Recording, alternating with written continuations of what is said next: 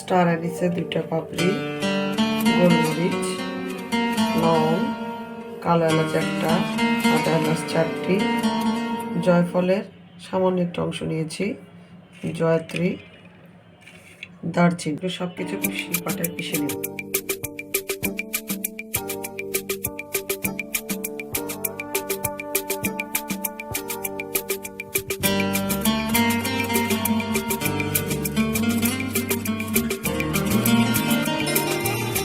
হাজার কবিতা বেকার সবিতা, হাজার কবিতা বেকার সবিতা, তার কথা কেউ বলে না।